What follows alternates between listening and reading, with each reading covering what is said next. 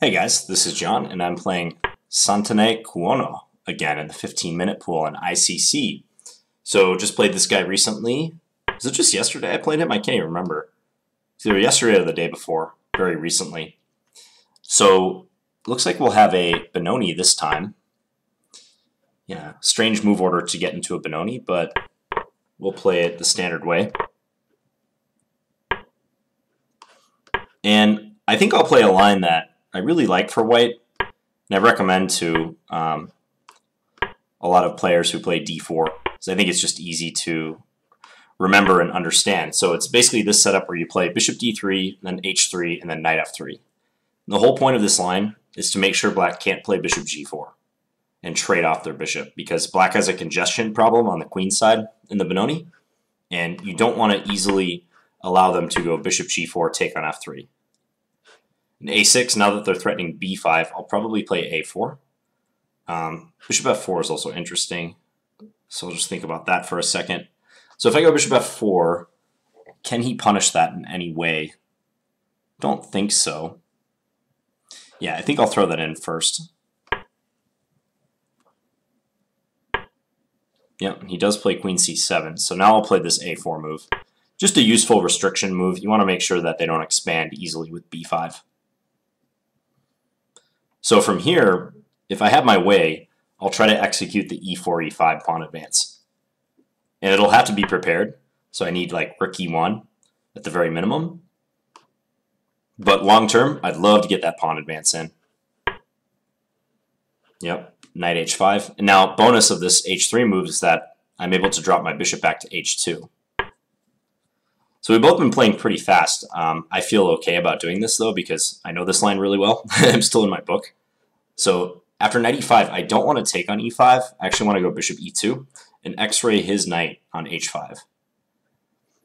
And the idea will be, if he goes knight takes knight, I take with the bishop, he plays knight f6, then I can play that e5 pawn advance. Check. And it looks like it very well might happen. Now, I've had this in a couple other games on my channel recently. There's a bullet game I had, go figure, it was a bullet game, against Sauerkraut, Grandmaster Slavko Žižek, where I think we reached this exact position. It was either this or like very close to it, and e5 was good. This is known to be good for white, so e5. Because if I don't play this move now, he might go knight d7 and then blockade that square. And now the idea is d6. Okay, so I've had this position before. I think I've even had this over the board. It's been several years, if so, but yeah, so now I'll take on e5, probably with the bishop. Yeah, I think bishop takes is the best. We enjoy a really nice pawn on d6, and he has trouble completing his development. Because if you notice, if this bishop moves, he's liable to just lose that pawn on b7. Okay, so black usually ends up moving this knight, playing like knight d7. That's actually what Sauerkraut did, knight d7 and then trading the bishops. So against this, I'm thinking I can just take on b7, say he goes rook b8, and then I take on a6. Seems like just a solid pawn. Also, my bishop will be x-raying his rook that will be on b2. So there's that. Don't know if I'll be able to do any devastating discoveries because of that, but we'll see. If anything, I know I can just take and be up a solid pawn, so that's good to know. Yeah, no reason not to take on a6, right? I think it's totally good to do that. Queen f3 is another option. Queen f3 holds the bishop on b7. I still keep open the option of taking on a6, but now I'm threatening his knight here too. That would be interesting. So queen f3, if he goes queen b6, I can take on f6. I don't know though, I feel like I should just bank the pawn. And that might be an easy way of playing the position. Like bishop takes a6, rook takes b2. Knight d5 makes some sense because I'd be hitting his rook. Then again, he can take on d5. Maybe bishop takes a6, rook takes b2, then queen f3. Nice and easy, so I still have that attack there. I think that looks pretty good. Let's do that. I'll reassess again after rook takes b2, but wow, he's taking here. Yeah, I didn't see that move. I don't think it's a good move. What is his point? I don't get his follow-up. I think he's just purely sacking the exchange. He decided he wants to get rid of my dark square bishop. Yeah. So he's relying on his own dark square bishop to give him counterplay in this position. Like I said, I don't think this should be good. So rook e2 comes to mind, just to back his rook off.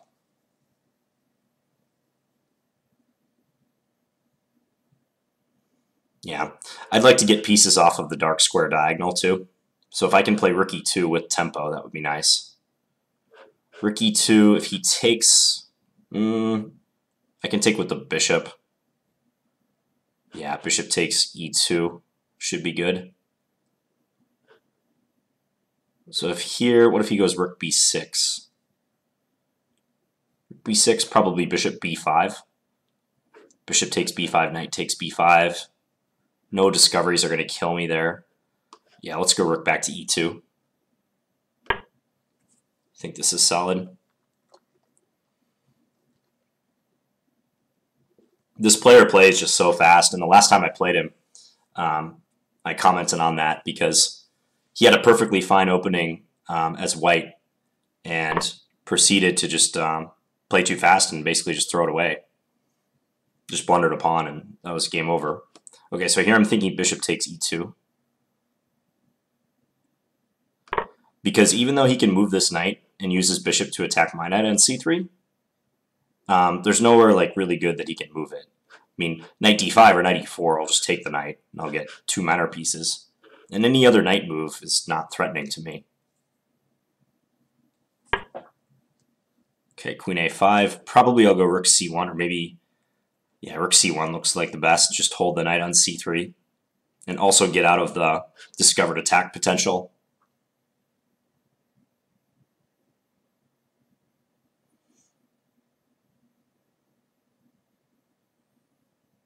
Yeah, let's do that. So I'm up an exchange plus a pawn.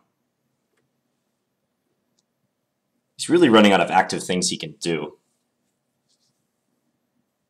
We just whittled the position down to a pretty easy one to play. And this d6 pawn will tell at some point. Like if I get a chance, bishop b5 will be played. I might even play it if he goes knight e8. I'm thinking. Knight e8, bishop b5. If he takes c3, I take d7. It's got to be devastating.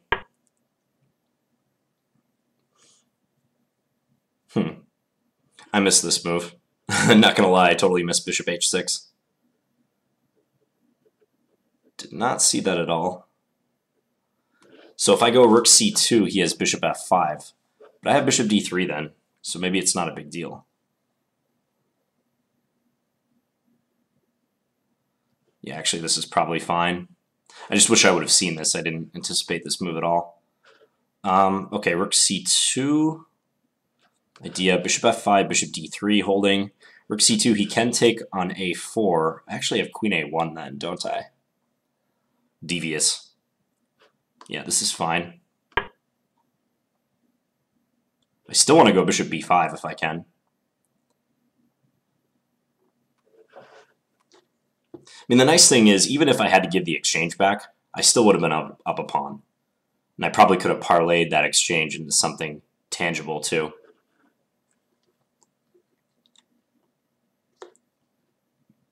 So the rest of this will just be technique and time management. That's it. We're in a winning position. I'm sure he knows that, too, that white is winning here. So he'll be setting me traps. He'll be trying to confuse the issue. Anything he can to mix it up. Okay, so I thought this move could be met by queen a1. And let's just verify. Because the nice thing is after queen a1, he's pinned. And if he moves his queen anywhere, I can just take the bishop. Yeah, and I've got everything defended.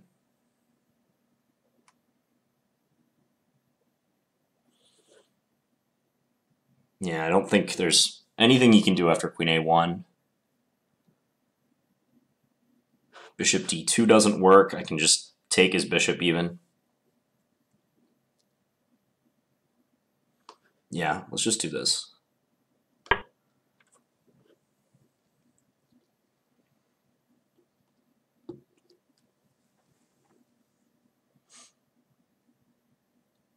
Not sure how else he could have played it, though. Because if not bishop takes a4, he's run out of useful things to do. And bishop f5 would be met by bishop d3, as I was saying. So it does look like we're going to win this.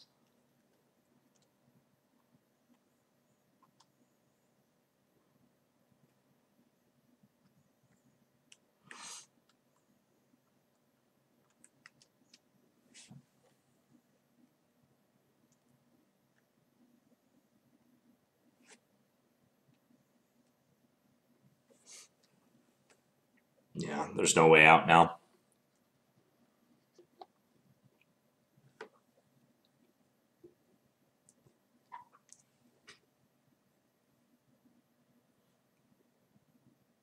No tricks even.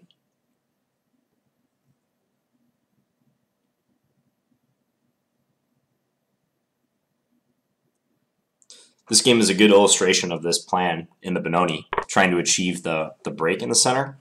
e4, e5. Okay, let's just take that.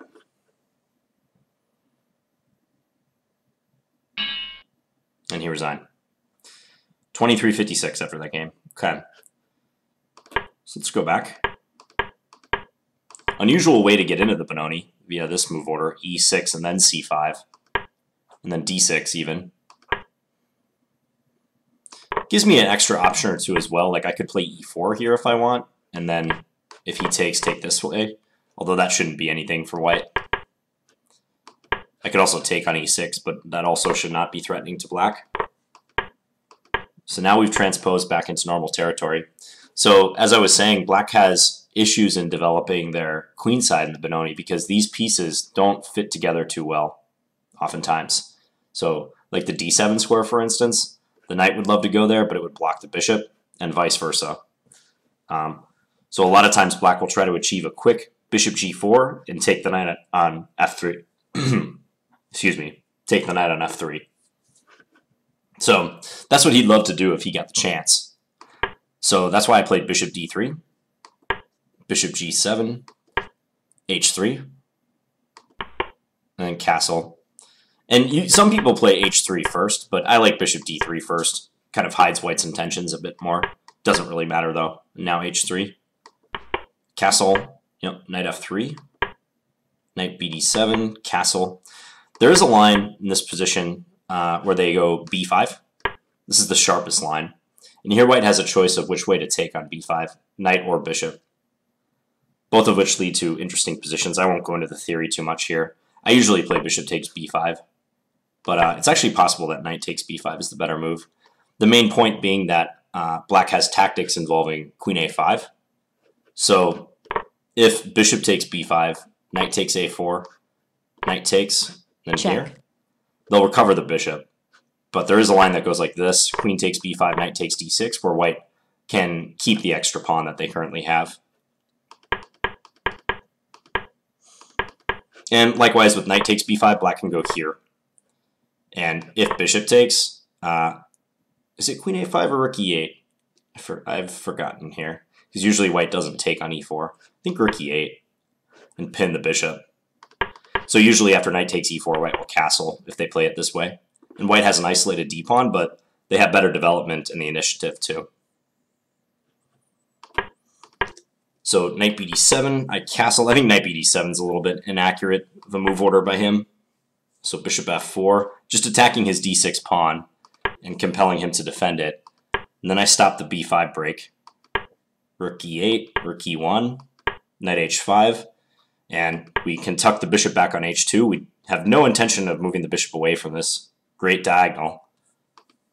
Now knight e5. So here, it's crucial that knight e5 be met by bishop e2 in this line. You want to x-ray the bishop, the knight on h5. If white were simply to take on e5 instead, then black takes, and black has a good chance of being able to blockade on the dark squares. So for instance, like take and then rook takes. It's going to take white a while to ever get e5 in. f4 is covered too, so there's no pawn f4. But bishop e2 is a real convenient move. Now you're threatening to take, and then take on h5. Check. So black takes, bishop takes, knight back to f6 to save the knight. Yep, now this e5 move. And we'll put the engine on, but white's doing really well here. If you look this position up in the database, you'll see that white just like crushes statistically. So d takes, yeah, d6. I think queen b6 might be a slightly better try, at least to like attack the b pawn. Although after this, bishop takes e5, it's very dangerous for black to take here. Yeah, actually they just get the queen trap if they do that, like so. So he played queen d8. I take on e5 with the bishop. He should probably be more patient here and not lose the b pawn, but as you can see, the eval is already very much in white's favor. So he played bishop d7. I took here. I was thinking about queen f3, but it might be a little more complex than what I did, just taking on a6.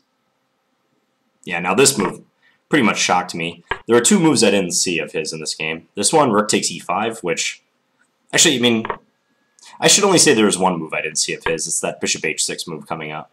Because, yeah, I didn't see this move, but this wasn't a good move. I knew my bishop was defended, and, I mean, I didn't really see the point of him sacking the exchange. So, I'm not sure why he didn't take on b2. I totally thought this was his intention. Now, I was either going to play this in reply, or maybe bishop b5. Wasn't sure yet. Both of which look okay, apparently. But he took on e5. I took, he went here. Rook back to e2. I think this move is fine. Computer says moving the white squares bishop is slightly better.